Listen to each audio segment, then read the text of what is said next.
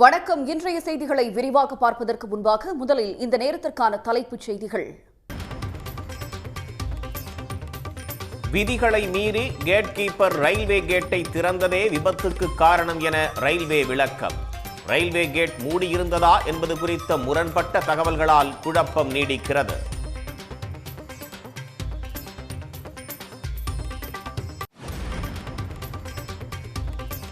பள்ளி வேன் மீது ரயில் மோதிய விபத்துக்கு காரணமான gate keeper Pankaj Sharma suspend. பணியில் மெத்தனமாக இருந்த புகாரில் கேட் கீப்பரை கைது செய்தும் விசாரணை.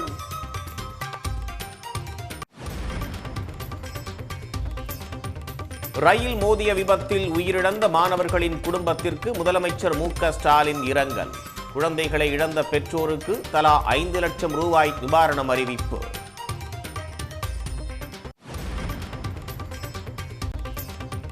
அம்ச கோரிக்கைகளை வலியுறுத்தி நாடு முழுவதும் தொழிற்சங்கங்கள் நாளை பொது வேலை நிறுத்தம். அரசு ஊழியர்கள் வேலை நிறுத்தத்தில் ஈடுபட்டால் சம்பளம் கிடையாது என தலைமைச் செயலாளர் உத்தரவு.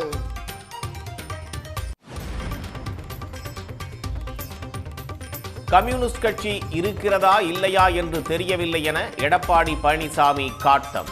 கொஞ்சம் கொஞ்சமாக தேய்ந்து முகவரி இல்லாமல் போய்விட்டதாகவும் விமர்சனம்.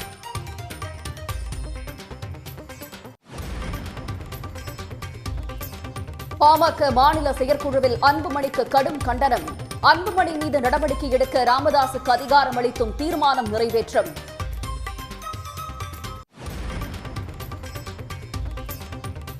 ராமதாஸ் தலைமையில் நடைபெற்ற பாமக செயற்குழு செல்லாது என அன்புமணி தீர்மானம். கட்சியின் தலைவர் பொதுச் செயலாளர் பங்கேற்கும் கூட்டங்கள் மட்டுமே செல்லும் என்றும் அறிவிப்பு. தமிழ்நாட்டில் 14 இடங்களில் 100 டிகிரி ஃபாரன்ஹீட்டை தாண்டி வெயில் பதிவு. மாலை நேரத்தில் சென்னை மற்றும் புறநகரில் காற்றுடன் பெய்த கனமழை.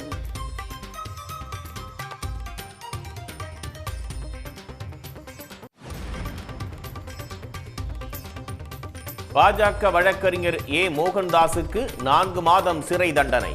நீதிமன்ற அவமதிப்பு வழக்கில் சென்னை உயர்நீதிமன்றம் உத்தரவு.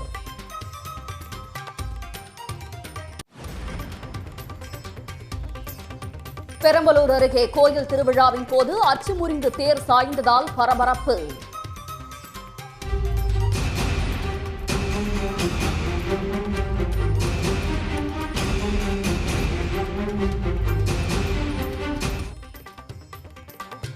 மற்றொரு தேர் மீது சாய்ந்ததால் நல்வாய்ப்பாக உயிர் சேதம் தவிர்ப்பு.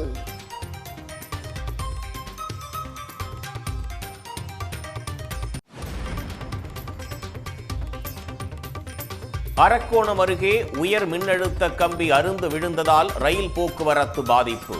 கம்பியையும் ரயிலையும் இணைக்கும் கிளிப் உடைந்ததே காரணம் என தகவல்.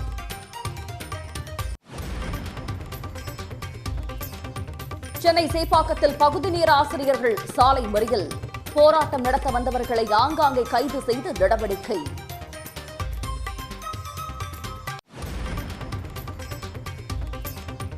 போதைப் பொருள் வழக்கில் கைதான நடிகர்கள் ஸ்ரீகாந்த், கிருஷ்ணாவுக்கு நிபந்தனை ஜாமீன். மறு உத்தரவு பிறப்பிக்கும் வரை தினமும் விசாரணை அதிகாரி முன் ஆஜராக நிபந்தனை. கடலூர் அருகே தண்டவாளத்தை கடக்க முயன்ற பள்ளி வேன் மீது ரயில் மோதிய விபத்தில் 3 மாணவர்கள் உயிரிழந்தது பெரும் சோகத்தையும் அதிர்ச்சியையும் ஏற்படுத்தியுள்ளது. ரயில்வே கேட் மூடப்படாமல் இருந்ததால் விபத்து நேரிட்டதாக சம்பவத்தை நேரில் பார்த்தவர்கள் கூறியுள்ளனர். கடலூர் தனியார் பள்ளிக்கு காலை 7:45 மணிக்கு 4 மாணவர்களை ஏற்றிச் சென்ற பள்ளி வேன் செம்மங்குப்பம் பகுதியில் திறந்திருந்த ரயில்வே கேட்டை கடந்தபோது விழுப்புரம் மயிலாடுதுறை பயணிகள் ரயில் கடும் சத்தத்துடன் மோதியது. இதில் சுக்கு நூறாக உடைந்த பள்ளி வேனை 50 அடி தூரத்துக்கு ரயில் இழுத்துச் சென்றது. இந்த கோர விபத்தில் சின்னக்காட்டு சாகையைச் சேர்ந்த 11ஆம் வகுப்பு மாணவி சாருமதி சம்பவ இடத்திலேயே உயிரிழந்தார். அவரது சகோதரரும் 10ஆம் வகுப்பு மாணவனுமான செழியன் தொண்டமானத்தம் கிராமத்தைச் சேர்ந்த 6ஆம் வகுப்பு மாணவர் விமலேஷ் ஆகியோர் கடலூர் அரசு மருத்துவமனையில் சிகிச்சை பலனின்றி உயிரிழந்தனர். படுகாயமடைந்த மாணவர் விஸ்வேஷ், வேன் ஓட்டுநர் சங்கர் ஆகியோர் சிகிச்சை பெற்று வருகின்றனர்.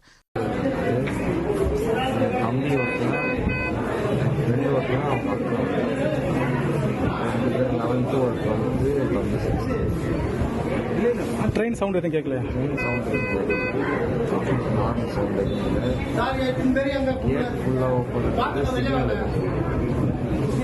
சாதாரணமாக ட்ரெயின் எதுவும் வரல.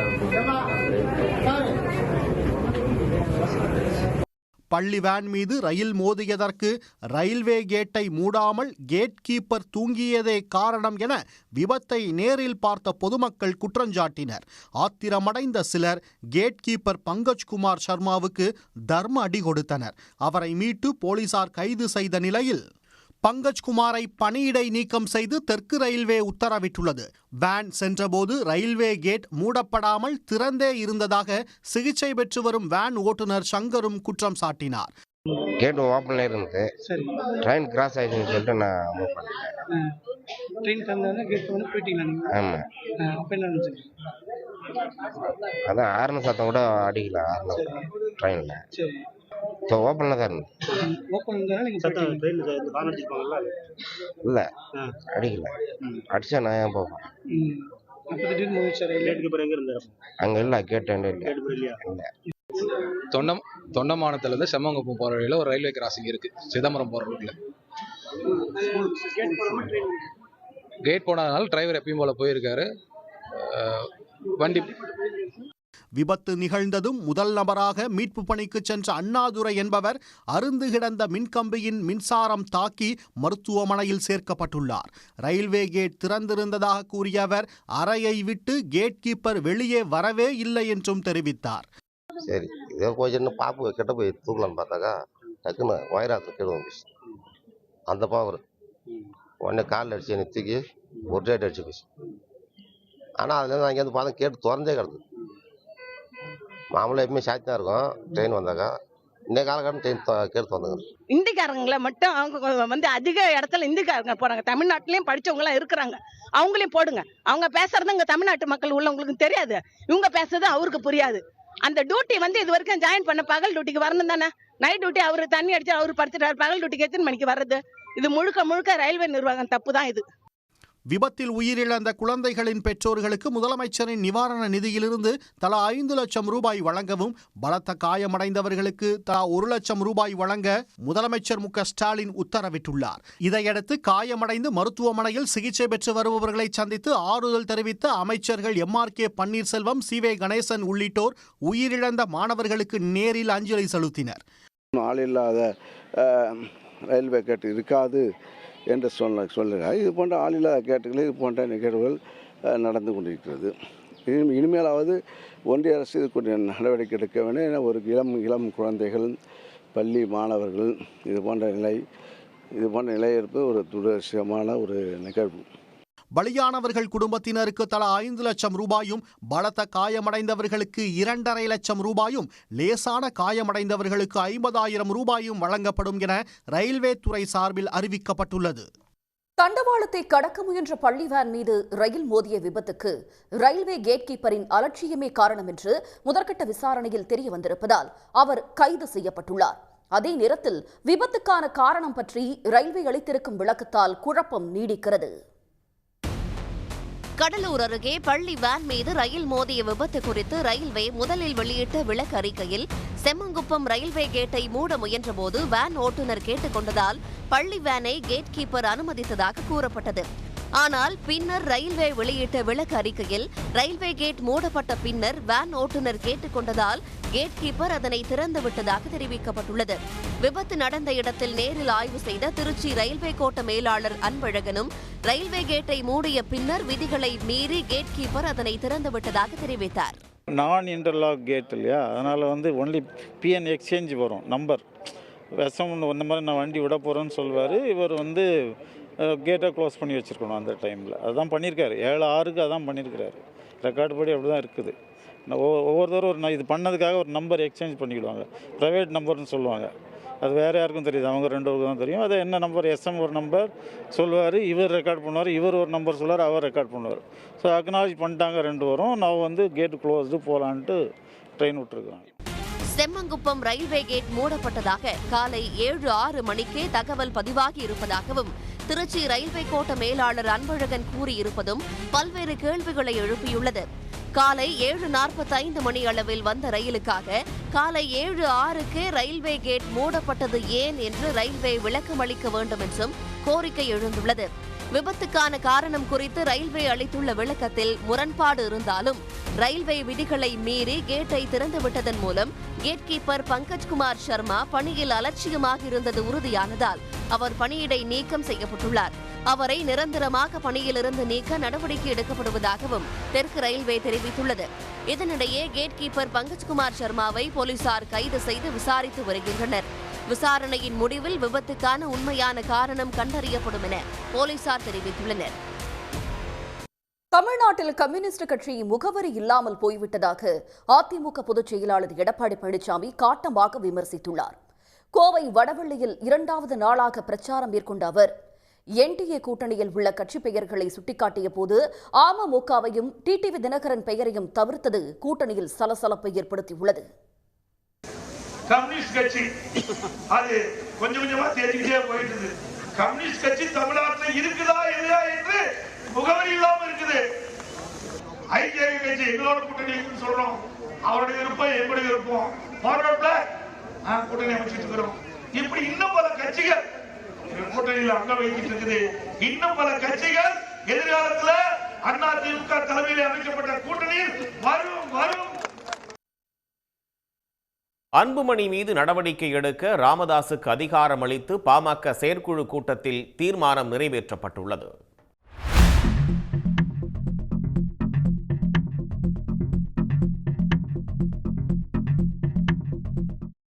பாமக செயற்குழு கூட்டம் திண்டிவனம் அருகே உள்ள தனியார் திருமண மண்டபத்தில் நடைபெற்றது. இதில் அன்புமணிக்கு கண்டனம் தெரிவித்து தீர்மானம் நிறைவேற்றப்பட்டது. நிறுவன தலைவருக்கு கட்டுப்படாமல் அன்புமணி செயல்படுவது வன்மையாக கண்டிக்கத்தக்கது என்றும், எனவே தனது செயலுக்கு அன்புமணி வருத்தம் தெரிவிக்க வேண்டுமென்றும் வலியுறுத்தப்பட்டது. மேலும் தலைவர் பதவியை மீண்டும் அபகரிக்கும் எண்ணத்தில் கட்சிக்கு களங்கம் விளைவிக்கும் வகையில் அன்புமணி செயல்படுவதாகவும் கண்டனம் தெரிவிக்கப்பட்டது. எந்தவித அதிகாரமும் இல்லாத செயல் தலைவர் பாமக எம்எல்ஏ அருளை நீக்கிய செயல் மிகவும் மோசமானது என்றும் தீர்மானத்தில் தெரிவிக்கப்பட்டது. தைலாபுரம் தோட்டத்திற்கு வெளியே பத்திரிகையாளர் கூட்டத்தில் அவர் சொன்னது, எனக்கு ஏற்பட்ட வலி கொஞ்சம் நெஞ்சமல்ல, ஒன்று நான் மறைந்து விட வேண்டும் அல்லது இறந்து விட வேண்டும், மறைவாக இருக்க வேண்டும் அல்லது உயிரோடு இருக்கக்கூடாது அல்லது மறைந்து இருக்க வேண்டும் என்று பகிரங்கமாக பத்திரிகையாளரிடம் சொன்னதை நீங்கள் கேட்டிருப்பீர்கள். அப்படிப்பட்ட வலியை அவருக்கு கொடுத்தார்கள். 2026 தேர்தலில் யாருடன் கூட்டணி என்பது குறித்து முடிவு செய்ய ராமதாசுக்கே அதிகாரம் வழங்கியும் தீர்மானம் நிறைவேற்றப்பட்டது. இதனிடையே பாமக செயற்குழு கூட்டத்தில் ராமதாசின் மூத்த மகளான காந்திமதிக்கு முக்கியத்துவம் அளிக்கப்பட்டது. அவர் மேடையில் உள்ள இருக்கையில் அமர வைக்கப்பட்டார். பாமக பொதுக்குழுவால் தேர்வு செய்யப்பட்டு தேர்தல் ஆணையத்தால் அங்கீகரிக்கப்பட்ட தலைவர் அன்புமணி என சென்னையில் நடைபெற்ற அந்த கட்சி தலைமைக்குழு கூட்டத்தில் தீர்மானம் நிறைவேற்றப்பட்டது.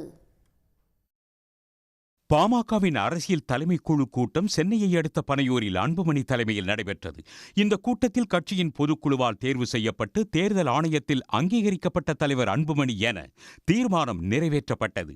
கட்சியின் தலைவர் பொதுச் செயலாளர் பங்கேற்காமல் நடைபெறும் செயற்குழு பொதுக்குழு பெயரில் நடைபெறும் கூட்டங்கள் சட்டத்திற்கு முரணானவை என்றும் கூட்டத்தில் கண்டனம் தெரிவிக்கப்பட்டது. இது தவிர வன்னியர்களுக்கு இடஒதுக்கீடு வழங்க வலியுறுத்தியும் அரசு கல்லூரிகளில் முதல்வர்களை நியமிக்க வலியுறுத்தியும் போராட்டங்கள் நடத்துவதும் என்றும் கூட்டத்தில் முடிவு செய்யப்பட்டது. திருபுவனம் இளைஞர் மரண வழக்கில் சம்பந்தப்பட்ட உயர் அதிகாரிகளையும் கைது செய்ய வேண்டும் என்றும் அன்புமணி தலைமையில் நடைபெற்ற அரசியல் தலைமைக்குழு கூட்டத்தில் தீர்மானம் நிறைவேற்றப்பட்டது.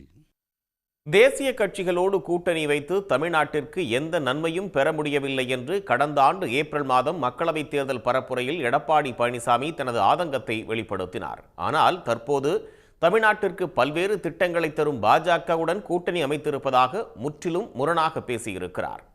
பழனிசாமியின் மாறுபட்ட கருத்துக்களை இப்போது பார்க்கலாம். நாளை பொது வேலை நிறுத்தம் அறிவிக்கப்பட்டிருக்கும் நிலையில் எந்தவித பாதிப்பும் இல்லாமல் அரசு பேருந்துகள் இயக்கப்படும் என தமிழ்நாடு அரசு அறிவித்துள்ளது. தமிழ்நாட்டில் எவ்வித பாதிப்பும் இல்லாமல் பேருந்துகளை இயக்குவது குறித்து அனைத்து போக்குவரத்து மேலாண் இயக்குநர்களுக்கு போக்குவரத்து துறை கூடுதல் தலைமைச் செயலாளர் பனீந்திர ரெட்டி அறிவுறுத்தல் வழங்கியுள்ளார். அதன்படி தினசரி கால அட்டவணையின்படி எந்தவித பாதிப்பும் இல்லாமல் பேருந்துகளை இயக்க நடவடிக்கை எடுக்க வேண்டும். பேருந்துகளை பணிமனைக்கு உள்ளேதான் நிறுத்தி வைக்க வேண்டும் என்று அவர் அறிவுறுத்தியுள்ளார். பேருந்துகள் இயக்கப்படுவதை தடுத்தால் காவல்துறையினரிடம் தகவல் தெரிவிக்க வேண்டும் என்றும், பேருந்துகள் இயக்கம் தொடர்பான தகவலை 1 மணி நேரத்திற்கு ஒருமுறை அறிக்கையாக அனுப்ப வேண்டும் எனவும் அவர் அதிகாரிகளுக்கு உத்தரவிட்டுள்ளார். பேருந்துகளை இயக்குவதற்கான மாற்று ஏற்பாடுகளை மேற்கொள்ள வேண்டும் என்று தெரிவித்த அவர், மாநிலங்களுக்கு இடையே இயக்கப்படும் பேருந்து வழித்தடத்தில் கூடுதல் கவனம் செலுத்த வேண்டும் என்று கூறியுள்ளார். போக்குவரத்து கோட்ட அலுவலகங்கள் மற்றும் மண்டல அலுவலகங்களில் கட்டுப்பாட்டு அறைக்கு அதிகாரியை நியமித்து பேருந்து இயக்கத்தை கண்காணிக்க வேண்டும் என்று அவர் தெரிவித்துள்ளார். மேலும் அரசு அலுவலகங்கள், மருத்துவமனைகள் உள்ளிட்ட இடத்தில் பேருந்துகள் முழுமையாக இயக்கப்படுவதை மேலாண் இயக்குநர்கள் உறுதி செய்ய வேண்டும் என்று அவர் அறிவுறுத்தியுள்ளார். கடலூர் அருகே வேன் மீது ரயில் மோதி பள்ளி மாணவர்கள் 3 பேர் உயிரிழந்த நிலையில் வேன் புறப்பட்டது முதல் விபத்திற்குள்ளானது வரையிலான நிகழ்வுகளை காலக்கோடிட்டு வரைகலை மூலம் விளக்குகிறது இந்த செய்தி தொகுப்பு. மாணவர்களை அழைக்க கடலூர் மாவட்டம் குமரபுரத்தில் இருந்து பள்ளி வேன் காலை 7 மணிக்கு புறப்பட்டது. 7:30 மணி அளவில் தொண்டமானத்தம் பகுதிக்கு வந்த வேனில் மாணவர்கள் விஸ்வேஷ், விமலேஷ் ஆகியோர் ஏறியுள்ளனர். அதைத் தொடர்ந்து ஓட்டுநர் சங்கர் சின்னக்காட்டு சாகையை நோக்கி வேனை இயக்கியுள்ளார். 7:35 மணிக்கு சின்னக்காட்டு சாகைக்கு வந்த வேனில் மாணவி சாருமதி, அவரது சகோதரரான மாணவன் செழியன் ஆகியோர் ஏறியுள்ளனர். 4 மாணவர்களுடன் வேனை செம்மங்குப்பம் பகுதியை நோக்கி ஓட்டுநர் சங்கர் இயக்கியுள்ளார். 7:45 மணி அளவில் செம்மங்குப்பம் பகுதிக்கு வந்த வேன் ரயில்வே கேட்டை கடக்க முயன்றபோது விழுப்புரம் மயிலாடுதுறை பயணிகள் ரயில் மோதி கோர விபத்து ஏற்பட்டது. 8:30 மணி அளவில் காவல்துறை மற்றும் ஆம்புலன்ஸ் வாகனங்கள் சம்பவ இடத்திற்கு வந்தடைந்தன. படுகாயமடைந்தவர்கள் அடுத்த சில நிமிடங்களில் மீட்கப்பட்டு ஆம்புலன்ஸ் மூலம் மருத்துவமனைக்கு அனுப்பி வைக்கப்பட்டனர். 9 மணி அளவில் சிதம்பரம் ரயில்வே காவல்துறையினர் மற்றும் ரயில்வே ஊழியர்கள் விபத்து நடந்த இடத்திற்கு வந்தனர். 10 மணிக்கு மேல் ரயில்வே உயர் அதிகாரிகள் விபத்து நடந்த இடத்தில் ஆய்வு மேற்கொண்டனர். அஜித்குமார் கொலை வழக்கு விசாரணையை 1 வாரத்திற்குள் தொடங்கி அடுத்த மாதம் 20ஆம் தேதிக்குள் விரிவான அறிக்கையை தாக்கல் செய்ய சிபிஐக்கு உயர்நீதிமன்றம் உத்தரவிட்டுள்ளது. மடப்புரம் பத்ரகாளியம்மன் கோயில் தற்காலிக ஊழியர் அஜித்குமாரின் காவல் மரணம் தொடர்பாக வழக்கறிஞர் மாரிஸ்குமார், கார்த்திக் ராஜா உள்ளிட்டோர் உயர்நீதிமன்ற மதுரை கிளையில் பல்வேறு மனுக்கள் தாக்கல் செய்துள்ளனர். இந்த மனுக்கள் நீதிபதிகள் MS சுப்பிரமணியம், மரியா கிளாட் அமர்வு முன்பு இன்று மீண்டும் விசாரணைக்கு வந்தபோது கூடுதல் மாவட்ட நீதிபதி சுந்தர்லால் ஜான் சுரேஷ் மற்றும் அரசு தரப்பில் அறிக்கைகள் தாக்கல் செய்யப்பட்டன. பின்னர் வாதிட்ட அரசு தரப்பு வழக்கறிஞர் அஜித்குமாரின் சகோதரருக்கு அரசு வேலையும் குடும்பத்திற்கு இலவச வீட்டுமனை பட்டாவும் வழங்கப்பட்டுள்ளதாக கூறினார். அடுத்து வாதிட்ட மனுதாரர்கள் தரப்பு வழக்கறிஞர்கள் சாத்தான்குளம் தந்தை மகன் காவல் நிலைய மரண வழக்கு, ஸ்டெர்லைட் வழக்கு என சிபிஐக்கு மாற்றப்பட்ட வழக்குகளின் விசாரணையில் கால தாமதம் ஏற்பட்டுள்ளதை சுட்டிக்காட்டி அத்தகைய தாமதம் இந்த வழக்கில் இருக்கக்கூடாது என்று கேட்டுக்கொண்டனர். அப்போது குறுக்கிட்ட நீதிபதிகள், மாவட்ட கூடுதல் நீதிபதி பாதி விசாரணையை முடித்துவிட்ட நிலையில் மீதி விசாரணையை சிபிஐ முடிக்கும் என்றும் அந்த விசாரணையை நீதிமன்றம் கண்காணிக்கும் என்றும் கூறினர். மாவட்ட கூடுதல் நீதிபதியின் அறிக்கையின்படி அஜித்குமாரின் மரணம் சட்டவிரோத லாக்அப் டெத் என்பது உறுதிப்படுத்தப்பட்டுள்ளதாக நீதிபதிகள் தெரிவித்தனர்.